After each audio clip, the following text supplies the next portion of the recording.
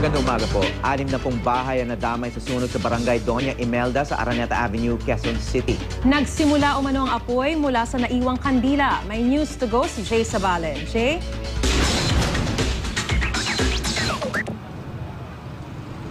Howie Maris, ganap na alas 8:45 ng umaga kanina ay idineklara ng fire under control.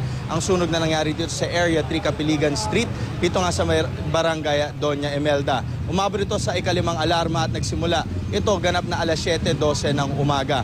At kasama natin ngayon dito si Fire Chief Jesus Fernandez ng BFP. Sir, kamusta po yung ginagawa nating laban dito sa apoy ngayon? Nag-overhaul na yung mga kasamahan natin. Tinitignan nilang mabuti para sa ganun walang natirang baga o di kaya pagmulan pa ng apoy. Sir, ito napansin natin meron ditong substation. Gaano kadelikado ito at okay na ba ang sitwasyon sa mga oras na to?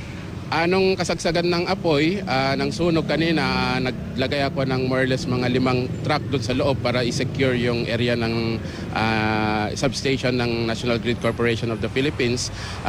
Hindi naman nakaabot yung apoy doon sa area niya, kundi yung mga kabayan lang sa tabi niya.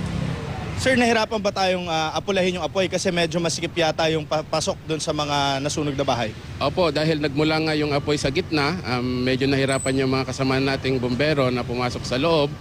Pero nung pinalibutan natin yung area, ayos naman, apula naman natin yung apoy. So sa ngayon sir, ano ng sitwasyon? Okay na? Under control, fire out na po ba? Nag-under control tayo kanina ng 8:45. Andun pa rin yung mga kasama natin, meron pa rin silang ino-operate. Okay, at yan muna ang latest mula dito sa may Araneta Corner, Irod. Balik sa inyo, Howie Maris. Maraming salamat, Jay Sabale.